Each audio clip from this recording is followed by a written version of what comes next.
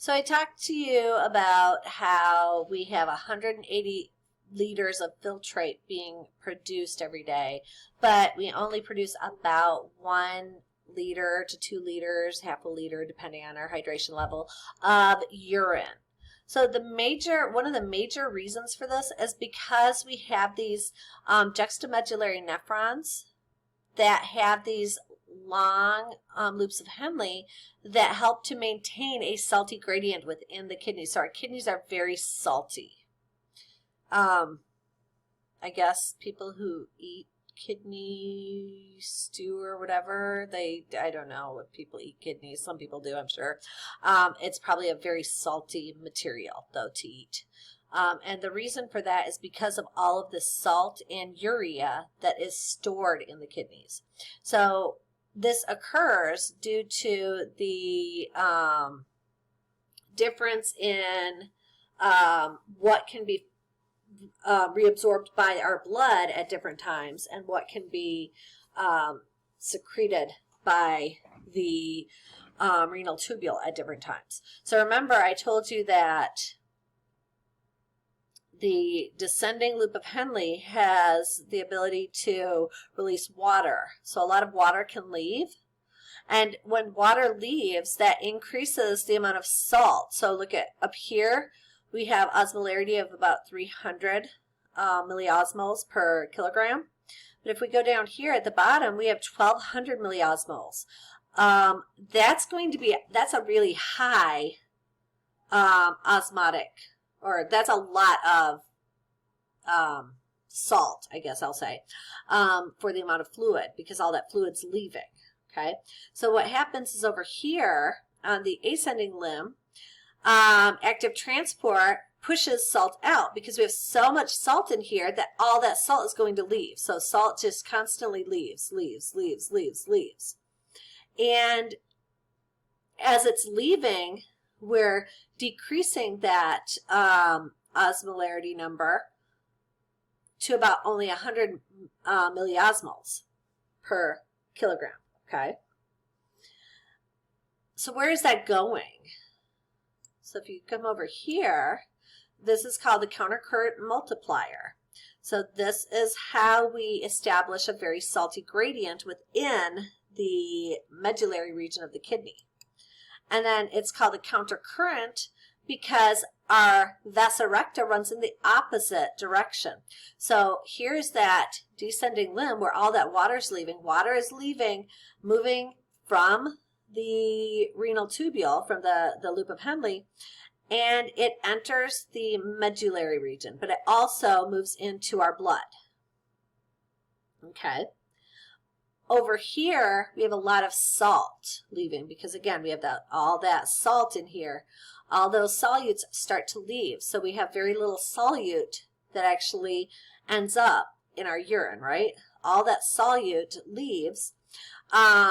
All the solute leaves, and a lot of it is going to enter our blood.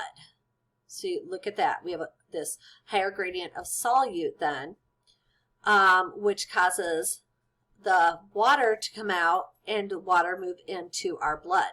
So this is called the countercurrent multiplier system, and this is how we maintain or we keep all of that fluid in our blood, and we don't lose it all. All right? So the glomerular filtration rate is a very regulated mechanism.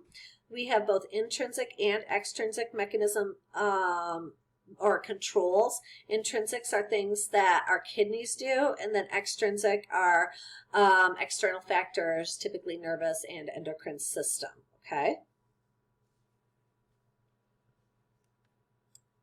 And this is all going to be based on how hydrated we are.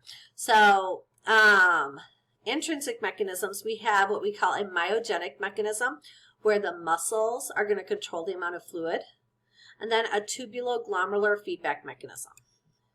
So the myogenic mechanism, if the afferent arterioles receive less pressure from systemic blood pressure, so blood pressure is low, so right here, decreased blood pressure, the smooth muscles of the afferent arterioles relax. This allows more blood to flow into the glomerulus, and this increases glomerular filtration rate to normal. So if then you had an increased blood pressure, so that would increase the stretch on the afferent arterioles. Smooth muscles are going to contract due to the pressure. This slows the flow down so that we decrease glomerular filtration rate back to normal. Tubuloglomerular feedback is a backup to the myogenic mechanism.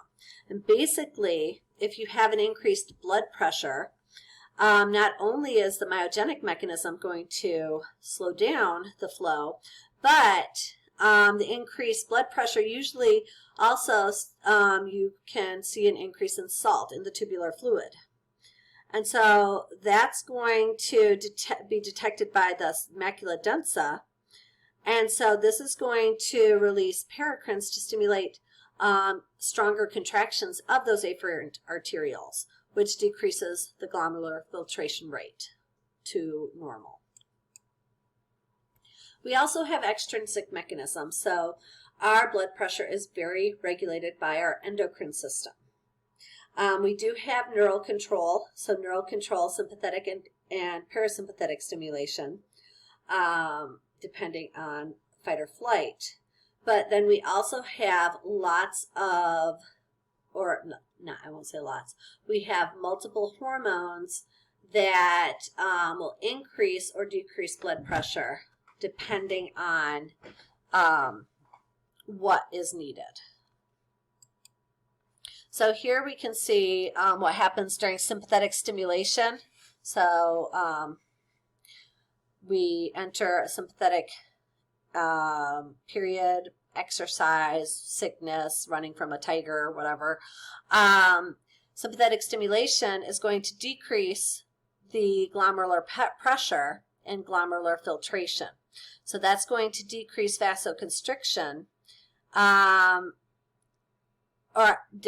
going to, I'm sorry, not decrease, that's going to increase vasoconstriction of the afferent arterioles and efferent arterioles. And that will reduce blood flow to the glomerulus. We don't need to filter our blood. We need to make sure that our blood is moving to the areas of our body that need it. And during sympathetic stimulation, we're also going to stimulate the juxtaglomerular cells to release renin, which is then going to produce angiotensin II. And that's going to stimulate, and so angiotensin II is going to have a stronger effect on the myofilaments or on the smooth muscle. And so that's going to result in a decrease in surface area for the filtration membrane, and that's going to decrease the glomerular filtration rate even further.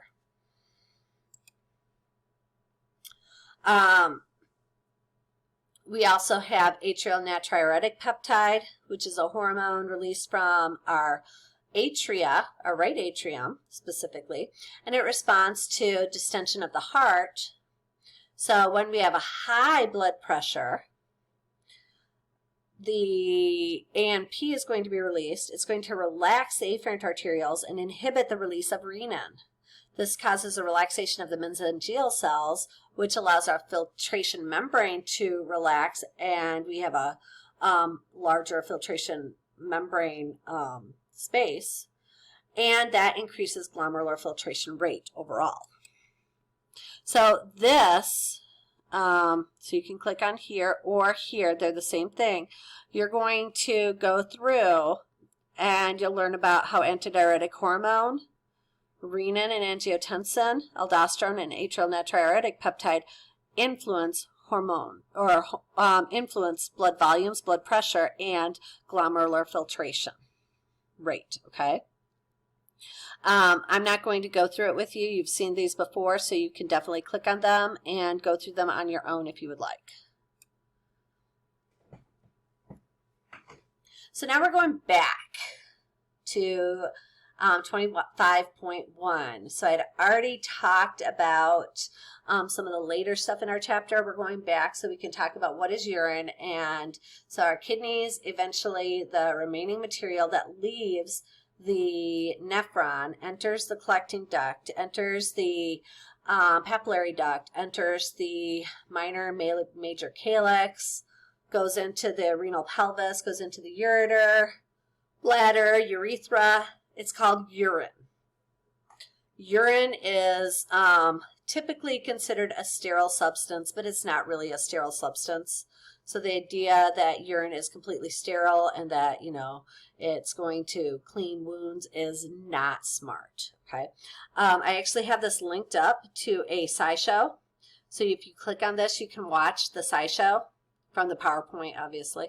I'm not going to play it for you, but definitely an interesting video if you're interested in learning more about the sterility of urine. But it's considered a sterile substance unless as it leaves the kidneys or the ureters or the urethra, it comes in contact with pathogens or bacteria. That being said, there are bacteria that live in our bladder. They're not always able to be grown, okay? In general, urine is about 95% water and only about 5% solutes. This is going to change depending on our hydration levels. So urine can have a very light color to a very deep dark color depending on hydration. Usually, if you're healthy, it should be odorless, but that doesn't always happen depending on the foods you eat and your health. The volume, we can make anywhere between, this says 750, but technically we can make anywhere between 500 to 2,000 milliliters in a healthy individual, depending on your hydration levels. Here's the pH. The specific gravity of urine is the amount of solutes that are in the urine, so you should always have more solutes than water. Water has a specific gravity of 1.00, so this should always be a slightly higher than that. Osmolarity is the amount, again, it's another way to measure the solutes. And then there are certain materials within our urine that might be there. So you shouldn't have any white blood cells or leukocytes. There should be very little protein, no ketones, nitrites, bloods, or glucose. That being said, sometimes these can be found in your urine, and that can also indicate certain types of disorders. And so here we're just looking at the volume of urine in general. Most people produce 1 to 2 liters of urine. You have to produce at least half a liter just to get rid of the waste product. So half a liter is the minimal amount, but 1 to 2 liters is a normal amount. This can always vary depending on your health, the amount of hydration, and other medicines you're taking and stuff. So there are abnormalities in urine that can be found, and these can actually determine or can help in identifying different disorders. So certain abnormalities would be like glucose in your urine. That is often indicative of diabetes. If you have ketones, that's also another one that's indicative of diabetes and acidosis. If you have protein in your urine, this could be a sign of kidney damage, kidney disease, damage to the filtration membrane. Red blood cells, same thing. Nitrite, white blood cells, again, if you have white blood cells, different diseases, and kidney trauma. Nitrites, urinary tract infections. So there's a lot of, and I think I have this, hold on, I thought I had a table in here that was going through these. Either that or I just pulled them out. Okay, no, I just pulled them out. They were on page 1205 is where I was finding this information. Specific gravity of urine is always going to be higher, like I said, than water. And that just tells you how much solutes you have. So if you have a lot of solutes, that can indicate that you are very dehydrated, but it can also indicate, depending on the types of solutes, certain disorders. All right, I'm going to stop, I think, on this one, and we will finish up our lecture over the other organs of the urinary system in our last lecture. Bye.